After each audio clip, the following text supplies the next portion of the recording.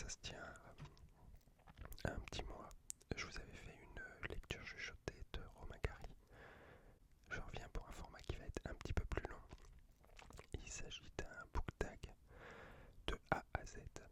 Donc j'ai préparé tout ce qu'il y a à préparer, tout est sur la table. Le petit questionnaire, tous les livres à côté de moi, et il y en a un paquet. J'espère que ça vous plaira. Si ça vous plaît, n'hésitez pas à vous abonner. Franchement, ça fait extrêmement plaisir. N'hésitez pas à commenter, à laisser un avis,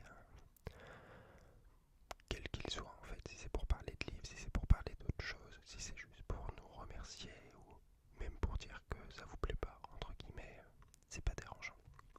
Donc on va commencer le book tag.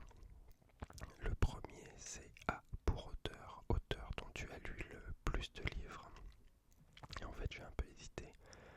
Il y a plusieurs auteurs dont j'ai lu quasiment l'intégralité de la production littéraire. Il y a Fedor Dostoïevski et Samuel Beckett. Et en fait je pense que celui qui a écrit le plus de livres c'est Samuel Beckett.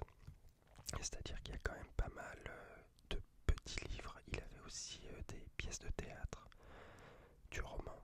Et donc je pense qu'il y a beaucoup plus de choses de Samuel Beckett. En termes de nombre de pages, ça doit être Dostoïevski parce que ses livres sont des pavés en général en plusieurs tomes. Mais en termes de nombre de livres, c'est Samuel Beckett. Et j'ai pris celui-ci parce qu'en fait il va revenir un petit peu plus tard dans le book tag. C'est un livre qu'il a écrit assez tard, vers la fin de sa carrière. Oui, enfin voilà, là on voit tous les livres qu'il a écrits.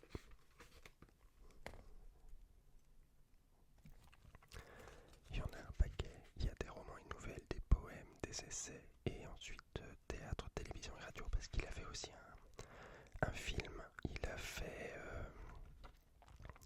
pas mal de choses pour la télé, des pièces de théâtre qui sont exceptionnelles et dont vous connaissez sûrement certaines. C'est-à-dire, par exemple, En attendant Godot. En attendant Godot, qui est extrêmement connu, qui est assez spécial, mais qui est très connu. Donc, comment c'est un livre magnifique qui date de 1961. Je crois qu'il est décédé dans les années 90, Beckett, ou peut-être même 2000, je ne sais plus exactement. Mais, enfin voilà. Et je peux vous lire quelques phrases. C'est assez étrange comme livre en fait, il n'y a pas de ponctuation. À lire, c'est très bizarre. Mais en fait, une fois qu'on est rentré dedans, c'est très très agréable. Parce qu'on comprend petit à petit, on arrive à intégrer le fonctionnement de son écriture et du récit. Et franchement, c'est génial. Alors, comment c'était, je cite, avant Pym, avec Pym, après Pym. Comment c'est, 3 parties. Je le dis comme je l'entends. Et donc voilà, en fait là il est en train d'expliquer comment va être le livre. Vois d'abord dehors, quoi, de toutes parts, puis en moi, quand ça cesse de halter, raconte-moi encore, fini de me raconter, invocation. Instant passé, vieux songes qui reviennent, ou frais comme ceux qui passent, ou quelque chose toujours est souvenir, je les dis comme je les entends, les murmures dans la boue. En moi qui furent dehors, quand ça cesse de halter, bribes d'une voix ancienne, en moi, pas la mienne. Comme je vous l'avais dit, c'est assez étrange. Quand on lit le livre, on comprend très bien. Mais c'est très bizarre, c'est assez décousu. Pas de ponctuation, donc ça complique un petit peu certaines choses. Mais franchement, c'est magnifique. Donc, l'auteur dont j'ai lu le plus de livres, c'est clairement Samuel Beckett. Et c'est parmi mes auteurs favoris, avec Fedor Dostoïevski, évidemment, que je trouve exceptionnel. Les deux dans un style totalement différent. Mais ça parle de l'homme, de l'être humain, en fait, de l'humanité. Et c'est beau.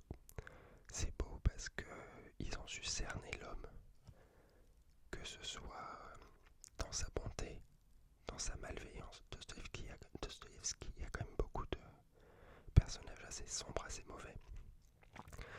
Mais franchement, c'est magnifique. Ensuite, nous passons au B. B pour Best, la meilleure suite de série, La recherche du temps perdu, j'ai mis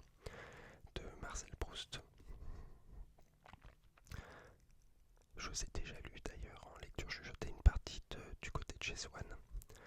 Là, c'est À l'ombre des jeunes filles en fleurs.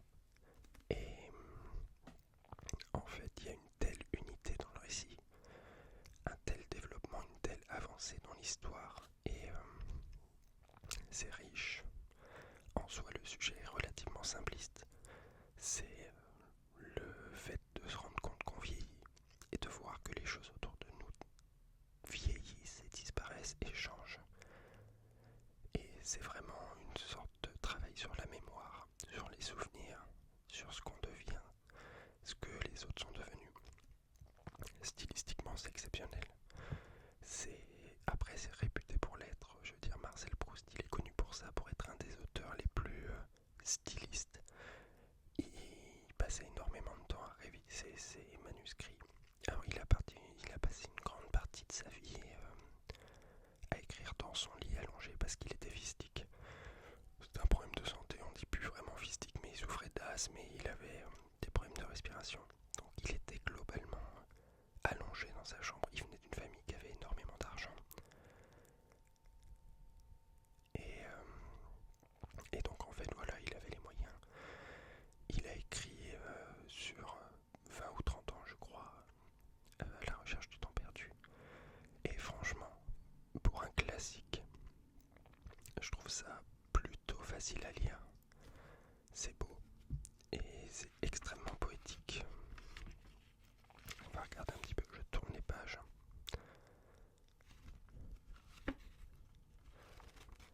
Je sais pas si ça vous plaît, le page turning. Donc, on va lire un petit peu comme à chaque fois pour chaque livre.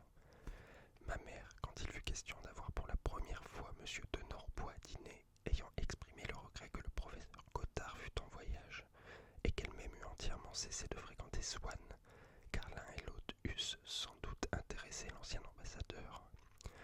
Mon père répondit qu'un convive éminent, un savant illustre comme Cottard, ne pouvait jamais mal faire dans un dîner, mais que Swann, avec son ostentation, avec sa manière de crier sur les toits et moindres relations, était un vulgaire esbroufeur que le marquis de Norpois eût sans doute trouvé, selon son expression, puant.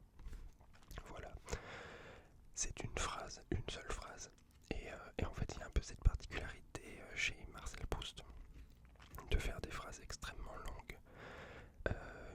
Et en fait, une seule phrase permet, entre guillemets, de définir des personnages, des caractères, de cerner des tempéraments, et en même temps de donner une vision globale de ce qu'est la situation. Et c'est ça que je trouve assez fou, c'est que il arrivait à nouer tant de choses, tant de phrases, parce qu'il y a énormément de personnages dans La recherche du temps perdu, beaucoup d'intrigues, beaucoup d'histoires qui s'imbriquent entre elles. Et en fait, c'est tellement habillé, tellement riche, sans pour autant être lourd en fait, qu'on arrive à être immergé dans l'action, dans l'histoire, et on est pris par le récit. Et il y a donc 1, 2, 3, 4, 5, 6, 7, 8 tomes qui sont relativement différents. Il y en a des plus courts et des plus longs, mais il y a 8 tomes, et malgré tout ça passe extrêmement vite une fois qu'on a réussi à rentrer dedans, à se faire à son écriture, à sa façon de narrer. Je me rends compte que je filme déjà depuis 10 minutes et j'en suis capé. On va être long sur cette vidéo, j'espère que ça ne vous dérange pas. Nous passons au C, c'est pour current, courant, enfin actuellement, la lecture qui est en cours. Et en fait, depuis des années, j'arrive plus trop à lire de romans, j'en lis peu. Mais là, je suis en train de lire un manga, Spy X Family. C'est Un autre fils. Et en fait, j'aime beaucoup. C'est l'histoire d'un espion qui doit approcher un responsable politique. Et en fait, pour l'approcher, il doit recruter une famille pour pouvoir, parce que la personne est assez peu mondaine et ne va pas dans les réunions sein d'une école qui est extrêmement huppée, extrêmement cotée. Et donc il doit créer une famille de toutes pièces, il va recruter une petite fille dans un orphelinat. Et donc il y a l'espion, la petite fille Anya, qui a la capacité à lire les pensées, en fait. Enfin, au-delà de lire les pensées, elle l'entend, sans même chercher à le faire, ce que les gens pensent. Elle est le fruit d'une expérience en laboratoire, quelque chose comme ça. Et ensuite, il recrute une maman pour parfaire le foyer, et la maman qui est une sorte de tueuse, mais sous couverture, donc il le sait pas du tout. Et en fait, je sais pas, je trouve ça adapté aux enfants. Enfin, notre fils va avoir 9 ans. Et en même temps, je trouve ça très politique dans la façon dont c'est écrit. Et je trouve que pour un adulte, ça passe extrêmement bien. Donc, Spy X Family, je vous le recommande parce que c'est vraiment très sympa à lire. C'est un manga. Les illustrations, je les trouve extrêmement belles, extrêmement bien. Enfin, ça colle au texte. En fait, il y a un côté adulte et en même temps, il y a quand même de l'humour dans les textes. Enfin, c'est vraiment bien fait. Donc voilà, pour la lecture en cours, c'est Spy X Family. Alors je crois qu'il y en a 12 qui sont sortis. On a les 12 à la maison. Faut que je lise ça petit à petit, je prends du temps. Avant je lisais énormément, je lisais un livre de 300-400 pages par jour. Mais c'est vrai que j'ai plus trop le temps. D'autres choses et tout, et puis moins d'envie. Justement parce qu'on va arriver dans la liste, il y a le plus gros hangover, qui est le trop plein de lecture. Et donc je parlerai un peu de ça. La lettre D. Table Drink, la boisson qui accompagne tes lectures. Bah, il se trouve que la boisson qui accompagne mes lectures, c'est de l'eau, ou au pire, ça va être un café. Mais je suis assez maladroit et il y a quelques livres qu'on finit avec des taches de café dessus. Donc de l'eau, enfin, entre guillemets, c'est pas un vice très mauvais de boire de l'eau, c'est plutôt une bonne chose globalement. Donc de l'eau, et ça suffit amplement, enfin je veux dire, pour la lecture. Malgré tout, la lecture, ça nécessite une certaine clarté de conscience. On a besoin d'être attentif, de prêter attention aux détails, d'être impliqué, d'être dans le livre. Et l'eau, ça permet de se désaltérer et ça suffit largement. Ça devrait être la qualité première d'une boisson, et c'est la qualité première d'une boisson de désaltérer, de pas manquer de quoi que ce soit. Alors pour le E, c'est pour e-book. Alors e-book ou roman papier, et clairement roman papier. Le e-book, j'ai besoin d'une sensation de matérialité. En fait, quand j'ai un livre dans les mains, j'ai besoin de tourner les pages, j'ai besoin de pouvoir revenir en arrière. Et je dis pas qu'on peut pas le faire de manière numérique avec un e-book. Évidemment qu'on peut revenir en arrière et tout, mais j'ai besoin du contact physique avec l'objet. Et je pense que globalement, ça le fait à peu près avec tout. J'ai un besoin de contact physique avec les CD, les vinyles, avec les livres photos. Or évidemment pour la musique par exemple, j'ai Spotify et je m'en sers beaucoup parce que c'est beaucoup plus simple et beaucoup plus large d'avoir une bibliothèque musicale aussi vaste sans avoir à aller chercher son CD ou le fichier sur l'ordinateur. Mais globalement, pour tout le reste, j'avoue que les livres, j'aurais du mal à lire en version numérique. Je comprends que ce soit pratique avec maintenant, surtout les trucs sont super modernes avec le rétroéclairage parfait, l'aspect papier et tout. Mais j'ai besoin de le tenir, de sentir le poids du livre en fait, qu'il soit pas juste le poids d'une tablette. Donc voilà, roman papier. Et puis ça se conserve en fait, je les ai à la maison, si je veux les reprendre, je les reprends. Si j'avais un e-book, je reprendrais pas de la même manière, j'irais pas me balader dans les étagères du e-book quoi. Donc ensuite on est sur la lettre F. F pour fictif, un personnage fictif avec lequel tu serais effectivement sorti au lycée. Je serais sorti avec personne. Enfin, je sortais pas avec grand monde de lycée déjà. Mais donc concrètement, je pense que surtout, en fait, j'ai jamais eu de livre ou lu de livre où dedans il y avait des personnages romancés à un point où on pouvait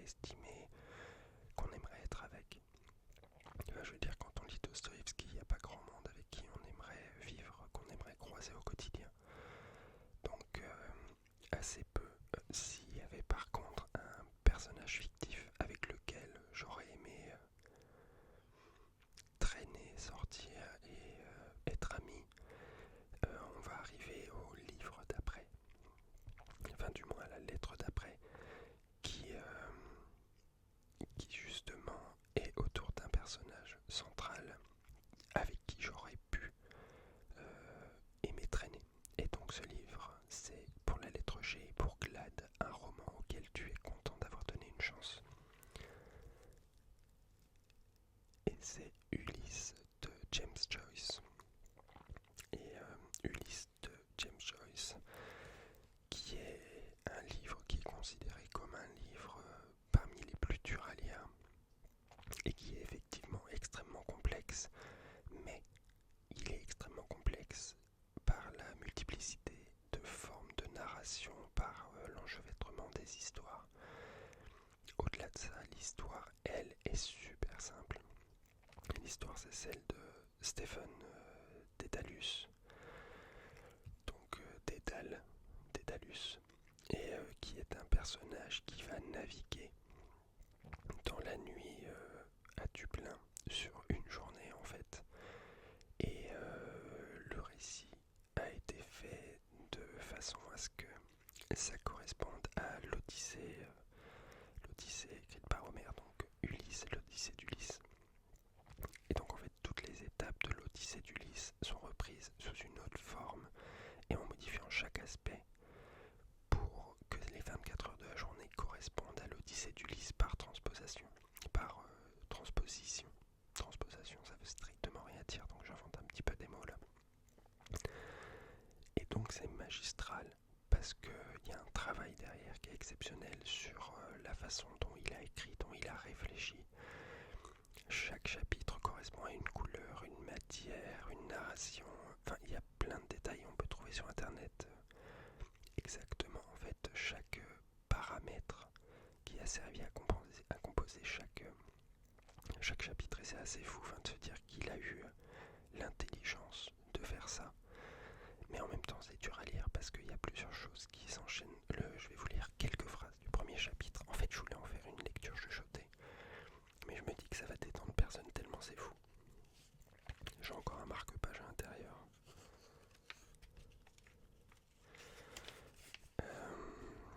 On y va.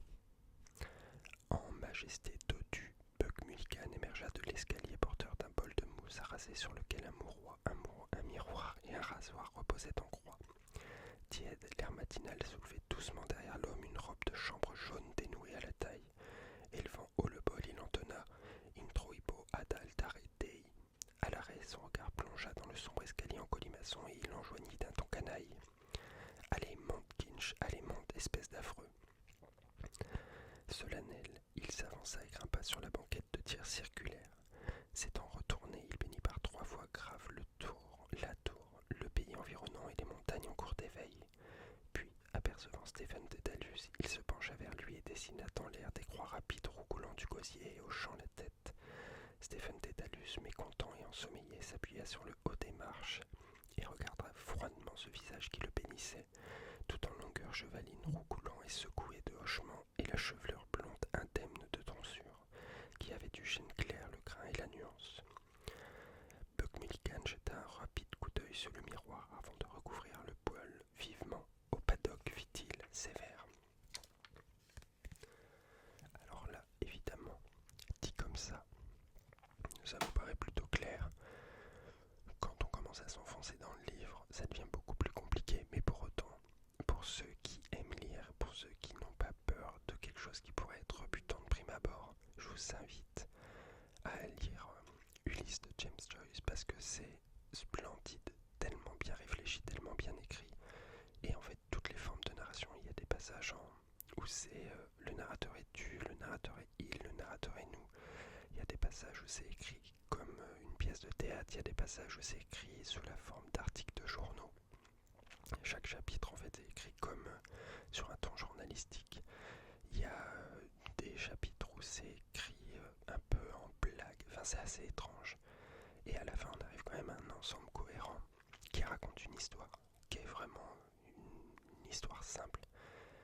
Mais je sais pas, il y a tout qui fonctionne ensemble, il y a une sorte d'homéostasie qui se crée et on est emporté, même s'il y a pages, c'est plus de 1000 pages. Et on arrive à la fin à une histoire splendide. Enfin, je vous invite vraiment à le lire.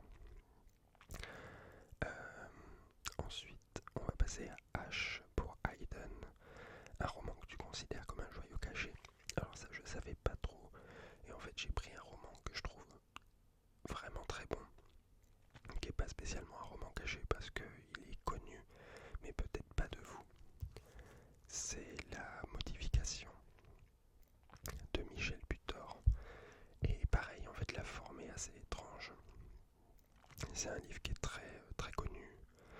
C'est le plus lu des ouvrages du nouveau roman. En fait, c'est une vague littéraire qui a été créée dans les années 50 en France, avec Alain Robbe-Grillet, Claude Simon, Nathalie Sarraute. Et en fait, je vais juste vous lire la 4e de couverture. Dès la première phrase, vous entrez dans le livre, ce livre que vous écrivez en le lisant et que vous finirez par ramasser sur la banquette du train qui vous a conduit de Paris à Rome, non sans de multiples arrêts et détours. Alors, on va regarder.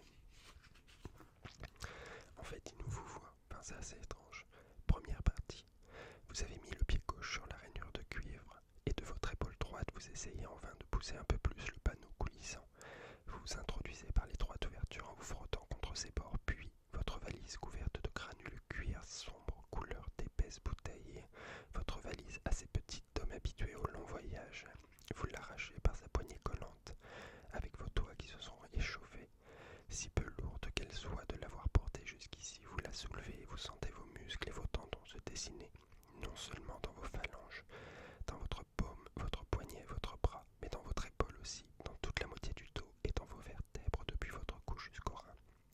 Non, ce n'est pas seulement l'heure à peine matinale qui est responsable de cette faiblesse inhabituelle. C'est déjà l'âge qui cherche à vous convaincre de sa domination sur votre corps et pourtant, vous venez seulement d'atteindre les 45 ans. Moi, je ne les ai pas atteints encore. Et il reste pas beaucoup, hein. Il reste 4 ans et 2 mois, quoi. Mais bon, on n'y est pas. Vos yeux sont mal ouverts comme voilés de fumée légère, vos paupières sensibles et mal lubrifiées, vos tempes crispées à la peau tendue, et comme raidis en plis minces, vos cheveux qui se clairsèment et grisonnent insensiblement pour autrui, mais non pour vous, pour Henriette et pour Cécile, ni même pour les enfants désormais, sont un peu hérissés, et tout votre corps à l'intérieur de vos habits qui le gênent, le serrent et lui pèse, et comme baigné dans son réveil imparfait, d'une eau agitée et gazeuse, pleine d'immalcules en suspension. Je l'ai pas immalcule, il n'est pas dans mon lexique. Si vous êtes entré dans ce compartiment, c'est que le coin couloir face à la marche à votre gauche est libre. Cette place même que vous auriez fait demander par Parnal, comme à l'habitude, si elle avait été encore temps de retenir, mais non, que vous auriez demandé vous-même par téléphone, car il ne fallait pas que quelqu'un sût, chez Scabelli, que c'était vers Rome que vous vous échappiez pour ces quelques jours. Donc assez étrange, malgré tout, cette façon de vous voyer le lecteur et de l'intégrer directement. Et c'est ça en fait qui est assez moderne, à l'époque du moins. Quoique je suis pas sûr qu'il y ait beaucoup plus de romans actuellement qui le fassent. De vous voyer le lecteur et de le mettre en personnage principal. Et donc on se sent impliqué, on lit, et vraiment le livre est magnifique. Je vous invite à le lire.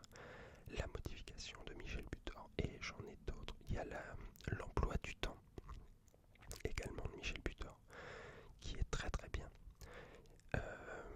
Ensuite, I pour important, un moment important dans ta vie de lecteur. Alors un moment important, ça a été la découverte d'Émile Cioran. Émile Cioran, qui est un écrivain, il est roumain. Il est roumain, et en fait c'est un écrivain qui... alors ses premiers livres étaient plutôt sous la forme de longs paragraphes. Ça n'a jamais été des romans en fait, mais de longs paragraphes où il explicitait sa pensée, il a développé et tout. Et il a fini par écrire des aphorismes qui sont exceptionnels. Et en fait, il vivait en France. Il était à l'université La Sorbonne, je crois qu'il est resté à la Sorbonne jusqu'à 40 ans, enfin, étudiant. Et en fait, c'est assez pessimiste globalement, mais c'est beau. il y a une sorte de regard froid sur le monde, de constatation de ce que c'est, assez factuellement. Mais il est, je sais pas, il y a une sorte de clairvoyance totale. Enfin, je trouve ça super intéressant. Il y a plein d'aphorismes qui sont, vraiment beaux et qui font réfléchir. Et c'est vraiment le point, quoi, faire réfléchir. Par exemple, c'est une erreur de vouloir faciliter la tâche du lecteur. Il ne vous en saura pas gré. Il n'aime pas comprendre. Il aime piétiner, s'enliser. Il aime être puni. D'où le prestige des auteurs confus. D'où la pérennité du fatras. Et en soi, c'est la double lecture, parce qu'il y a effectivement cet aspect de le lecteur a besoin d'être malmené. Un livre trop facile, on comprend les choses sans avoir besoin de réfléchir. Par contre, des livres qui vont nous emmener, comme il y en a eu là, par exemple, Ulysse de James Joyce, c'est compliqué, mais ça nous amène quelque part. Pour autant, James Joyce, c'est pas confus. Donc, je sais pas trop où situer. Ah, des bruits de bouche. Les philosophes écrivent pour les professeurs, les penseurs pour les écrivains.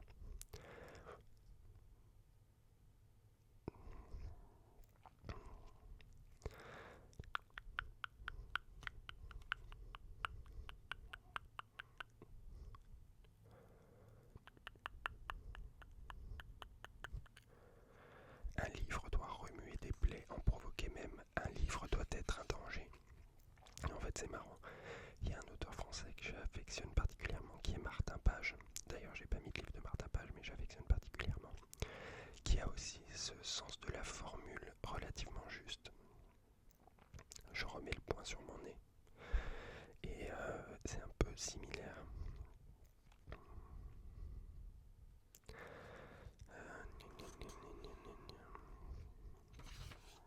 J'essaye d'en trouver des courtes. L'amitié étant incompatible avec la vérité, seul est fécond le dialogue muet avec nos ennemis. Exister est un plagiat. C'est beau aussi. On n'écrit pas parce qu'on a quelque chose à dire, mais parce qu'on a envie de dire quelque chose. La véritable élégance morale consiste dans l'art de déguiser ses victoires en défaites. Ces cauchemars ratés, ces cauchemars qui traînent, qui se prolongent faute de nouvelles catastrophes, se réveillant en sursaut par manque d'intérêt. Donc voilà. Toute concession qu'on fait s'accompagne d'un amoindrissement intérieur dont on n'est pas conscient sur le coup. Et une dernière avec laquelle je suis plutôt raccord. Exister est un phénomène colossal qui n'a aucun sens. C'est ainsi que je définirais l'ahurissement dans lequel je vis jour après jour. Enfin voilà, Émile Cioran, il a un peu révolutionné ma façon de voir les choses. Il a apporté un autre point de vue sur pas mal de choses, sur ce qu'est la vie, tout ça. Et je me rends compte que ça fait 35 minutes que je tourne et j'en suis qu'à I. Et on va passer à J pour juste le roman que tu viens juste de finir. Et il s'agit du dernier homme de Margaret Atwood. Je suis en train d'empiler les livres à côté, à un moment il y a tout qui va tomber. Donc Margaret Atwood, c'est l'écrivaine qui a écrit La Servante écarlate, qui a été adaptée en série et qui est franchement une très bonne série sur un monde dystopique où les riches en fait le monde a été victime d'une destruction assez large et les riches ont pris le pouvoir sur les naissances et en fait ils vont faire leurs enfants par d'autres personnes pour ensuite récupérer parce qu'elles sont stériles. Et le dernier homme, en fait, c'est l'histoire d'un personnage qui est sommairement le dernier homme sur Terre et qui raconte comment on en est arrivé là. Et en fait, qui avait deux amis. Et ces deux amis, un des deux a provoqué l'apparition de nouvelles espèces. Enfin, et c'est assez intéressant, j'ai bien aimé. Je suis pas trop science-fiction en général, j'en ai jamais trop lu. Mais là, c'est vrai que pendant les vacances, je trouvais ça agréable à lire. Et je m'attendais à quelque chose de léger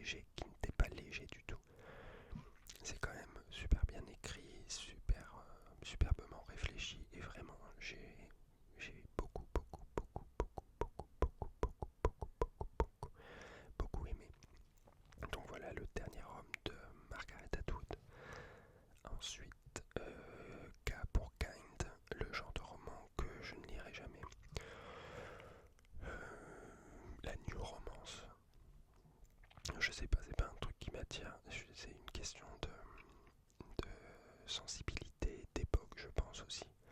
Mais c'est vraiment pas quelque chose qui m'attire. Je me dis pas, bah dis donc, je vais me lancer un beau roman de New Romance.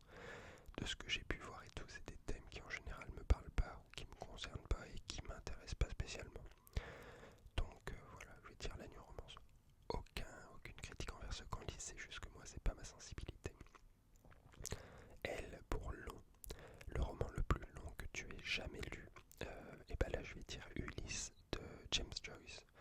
Je sais pas si c'est le roman le plus long en soi, je pense peut-être en avoir lu des équivalents, mais je sais que je l'ai lu plusieurs fois, alors on va dire que je l'ai lu 3 fois, et donc ça fait 3000 pages, donc c'est le roman le plus long que j'ai jamais lu. Après il y a des romans que j'ai lus plus souvent et qui sont plus courts, mais James Joyce, Ulysse, je l'ai lu, oui je pense, 3 fois et 1000 pages à chaque fois, et 1000 pages où on prend du temps, ça se lit vraiment pas rapidement quoi. Donc voilà. Ensuite, M pour Major, le roman qui t'a causé le plus gros book hangover, trop plein livresque que tu ne pouvais plus rien lire après ça. Et bah concrètement, c'est Samuel Beckett, je veux dire l'ensemble de son œuvre. En fait, l'écriture, l'intelligence du récit, l'intelligence de la narration est poussée tellement loin que j'ai concrètement pu réussir à apprécier un livre après. Et donc depuis que j'ai lu tout Samuel Beckett, à part relire Samuel Beckett et Dostoïevski, bah j'arrive plus à lire parce que j'ai trouvé quelque chose qui est indépassable en fait. Et j'ai essayé par période de lire des biographies et tout. Les biographies c'est vite pénible. Enfin je veux dire, la vie des gens c'est bien, c'est exceptionnel, ils ont fait des choses folles, mais à un moment, c'est pas toujours le truc le plus agréable à lire. Et non vraiment, de la philosophie oui, parce que ça apporte une autre réflexion. Mais en termes de lecture de roman pur, Beckett ça m'a détruit. C'est après impossible de lire quoi que ce soit qui me satisfasse parce que c'est allé trop loin avec Beckett et c'était trop magnifique. Ce livre-là, par exemple, Molloy, qui est un roman, contrairement à Commencer, qui est pas un roman, enfin qui est assez décousu et tout, Molloy, c'est décousu, mais c'est du Beckett jeune et exceptionnel. Ça vous emporte, ça vous amène ailleurs, dans des endroits auxquels vous n'auriez pas pensé sur vous-même, sur l'être humain. Et donc vraiment exceptionnel, mais on en reparle après parce que je crois qu'il revient dans mes favoris. N pour nombre de bibliothèques que tu possèdes. Et j'ai compté, on en possède 7. Et il y a un peu de tout, il y a les livres de notre fils, il y a les livres d'Angélique et il y a mes livres. Donc 7, c'est bien, c'est beaucoup même, ça occupe beaucoup d'espace. O pour One, un roman que tu as lu plusieurs fois. Et donc là, La nausée de Jean-Paul Sartre, qui est son premier roman. Jean-Paul Sartre qui est un écrivain français que vous devez connaître, enfin à l'école on en parle quoi, avec Simone de Beauvoir, le couple, plus ou moins quoi, un couple un peu spécial.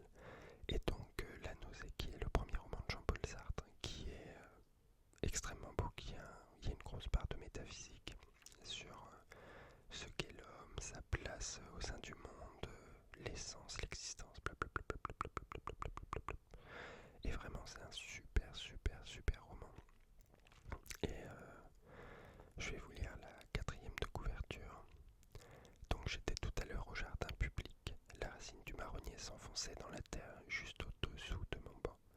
Je ne me rappelais plus que c'était une racine. Les mots s'étaient évanouis et, avec eux, la signification des choses, leur mode d'emploi, les faibles repères que les hommes ont tracés à leur surface. J'étais assis, un peu voûté, la tête basse, seul en face de cette masse noire et noueuse, entièrement brute et qui me faisait peur. Et puis j'ai eu cette illumination. Ça m'a coupé le souffle. Jamais, avant ces derniers jours, je n'avais pressenti ce que voulait dire exister. Et donc voilà, c'est un roman initiatique, entre guillemets. On suit le personnage, je me rappelle même plus du nom. C'est fou. Et en fait,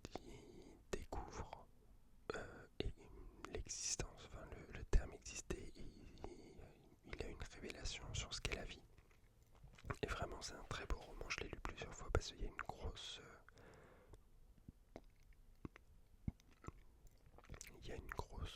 approche philosophique malgré tout, malgré le fait que ce soit un roman, et c'est extrêmement beau. Ensuite, P pour préféré, ton endroit préféré pour lire. Bah j'ai dit le canapé. J'ai dit le canapé.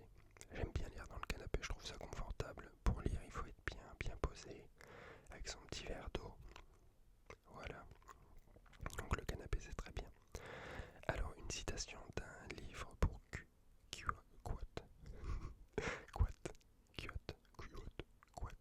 j'arrive pas à le dire.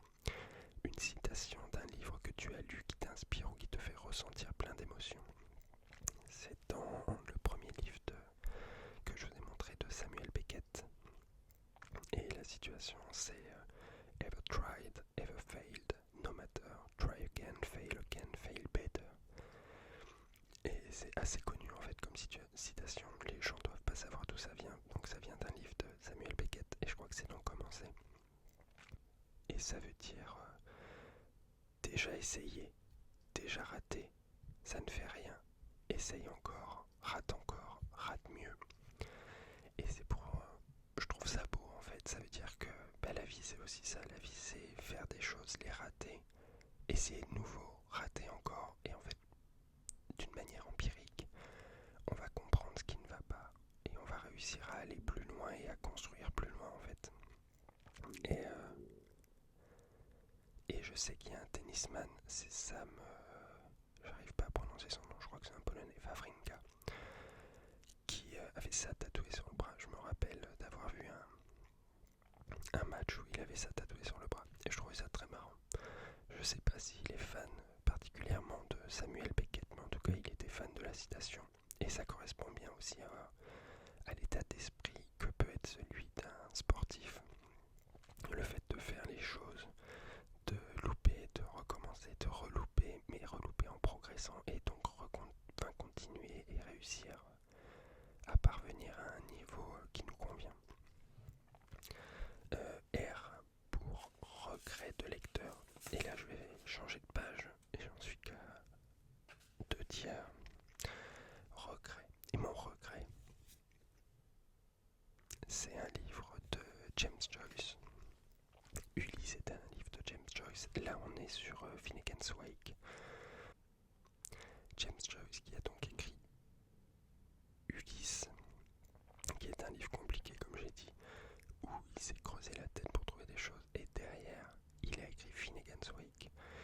Il a écrit d'ailleurs avec l'aide en partie de Samuel Beckett, qui était également irlandais. Et Samuel Beckett, quand il était jeune, a aidé James Joyce à rédiger certaines parties. Et c'est un livre strictement incompréhensible. Il a mélangé une quarantaine de langues différentes. Il a mélangé toute la structure. Et je vais vous lire un extrait. Et sincèrement incompréhensible. Je vous remets la couverture. James Joyce, Finnegan's Wake. Et j'ai jamais réussi. Enfin, c'est fou. Ça met mal à l'aise en fait. Je vais vous lire le début, vous allez comprendre que c'est trop dur. R. Révi, passe Evan, Notre-Dame, der rive en rivière, notre recouvrante via Vico, par chaise percée de recirculation vers Haute-Castel et environ.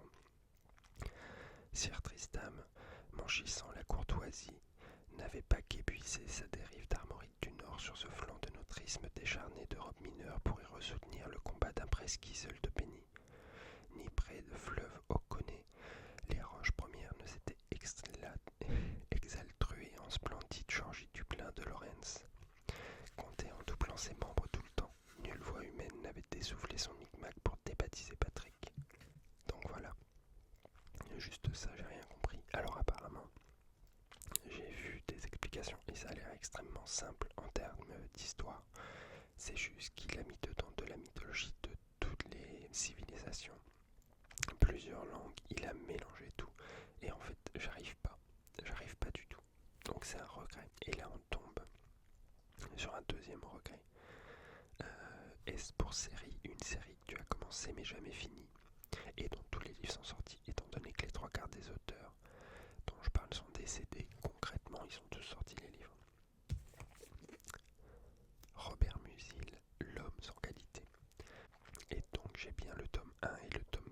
maison, mais j'y arrive pas. Je sais pas pourquoi. J'ai un blocage total qui fait que je suis incapable de le lire.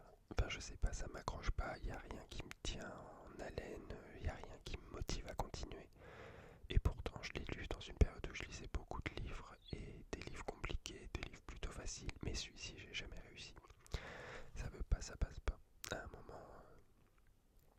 un moment, on peut rien faire. Enfin, je veux dire, c'est une déception parce que c'est réputé pour être un livre exceptionnel et il est connu comme un classique de la littérature, mais j'y arrive pas. Donc j'ai abandonné.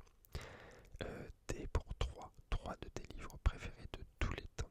Alors il y a La nausée de Jean-Paul Sartre, Molloy de Samuel Beckett et Les carnets du sous-sol de Fëdor Dostoïevski.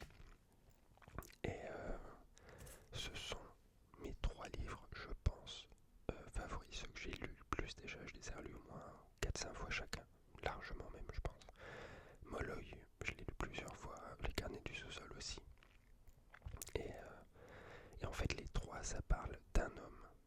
Je m'en suis rendu compte quand j'ai dû faire la liste, qui, entre guillemets, est dans sa vie face à soit des épreuves, des apprentissages, des découvertes, une compréhension d'une situation existante mais dont il n'avait pas conscience auparavant.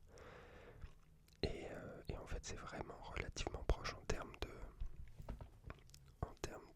contenu. Ça ne veut pas dire que c'est écrit de la même manière, que les histoires sont les mêmes et tout, mais le contenu en lui-même est vraiment extrêmement proche. Et donc, voilà, ces 3 livres sont 3 livres que je considère comme mon top 3 parce que vraiment, c'est beau. C'est beau, c'est bien écrit, ça raconte quelque chose et ça parle de l'homme en fait, et ça vraiment je trouve ça magistral. Ensuite, on a V pour Very, un roman dont tu attends la sortie avec une grande impatience, plus que celle des autres. Eh ben aucun. Alors j'ai des attentes sur des livres photos maintenant, mais sur de la littérature, un roman, pas du tout. Parce que tous les auteurs que j'apprécie, que j'adore, sont décédés. Et ça complique un petit peu. Donc non, rien du tout. Ensuite, il y a quoi d'autre? Ah, j'avais oublié le U pour unapologetic. Quelque chose dont tu n'éprouves absolument aucun remords d'être fan. Pas rien. J'assume.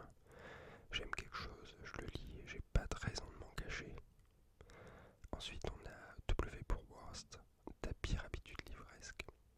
Celle-ci, elle va en froisser plus tard, mais je corne les pages. Oui, messieurs, dames. J'ai pas toujours eu des marque-pages à portée de main. Et donc, je cornais les pages doucement, délicatement.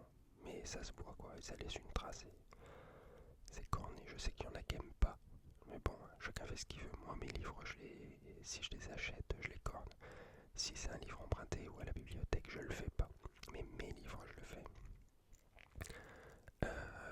Ensuite, X commence à compter en haut à gauche de ton étagère la plus proche et prend le 27e livre. Et c'est un livre dont je vous ai fait une lecture chuchotée. J.T. Salinger, La Trappe-Cœur, un livre que j'aime beaucoup, qui est pareil, un récit initiatique sur Holden Caulfield, un enfant qui vogue aux États-Unis, qui découvre la vie et qui est en fait le vis-à-vis de J.T. Salinger. Voilà un livre que j'ai adoré. C'est un livre, je trouve, à l'adolescence. Il prend toute sa signification pour des ados. C'est super intéressant de lire ça. Ça correspond à des problématiques, et en fait des problématiques qui ont encore cours aujourd'hui. Donc vraiment, je trouve ça très bien. Ensuite, Y pour Your, ton dernier livre acheté. Alors le dernier livre acheté, je l'ai acheté avant l'été. Et je devrais le recevoir parce que c'est une réédition d'un livre qui est sorti il y a quelques années. C'est un livre photo d'un photographe anglais qui s'appelle Matt Stuart, qui est entre guillemets une sommité dans le domaine de la photographie crois qu'il est fini d'imprimer, je devrais le recevoir dans le courant du mois ou mois prochain. J'ai hâte. Et ensuite, ZZZ, le livre qui t'a volé ton sommeil, le dernier livre qui t'a tenu éveillé bien trop tard la nuit.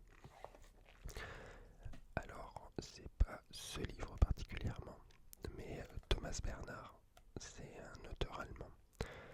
Et j'aime beaucoup, il y a un côté désabusé et en même temps il y a un côté dans sa narration qui est circulaire. Il tourne autour des choses jusqu'au moment où tout est épuisé. Il parle, il parle, il parle, il parle. Et en fait c'est super bien écrit évidemment. C'est fin psychologiquement je trouve et assez philosophique aussi. Et je vais vous lire la 4e de couverture. Le narrateur, un adolescent, accompagnait son père, médecin de campagne des Alpes autrichiennes, dans sa visite aux malades. Très vite, il se rend compte que dans la plupart des cas, les problèmes véritables auxquels il est impossible de se dérober commencent en fait au-delà des possibilités de la médecine. De visite en visite, d'observation en conversation, c'est moins le monde de la souffrance physiologique qu'il découvre que celui de la solitude, du désarroi, du tourment des esprits. La diversité sans bande des drames individuels ou familiaux, où le milieu, le climat, le passé collectif jouent un rôle déterminant, apparaît bientôt à ses yeux comme autant de signes d'une perturbation générale qui n'épargne nulle vie, d'un déséquilibre qui fait partout pénétrer la violence et la nuit. La dernière visite conduit le narrateur et son père au nid d'aigle où vit le vieux prince de Soro, emmuré autant dans son château que dans le mal métaphysique qui le ronge. En lui, le déséquilibre lui-même s'est fait penser le langage, et son long monologue final vient donner une dimension supplémentaire à l'ébranlement partout vécu.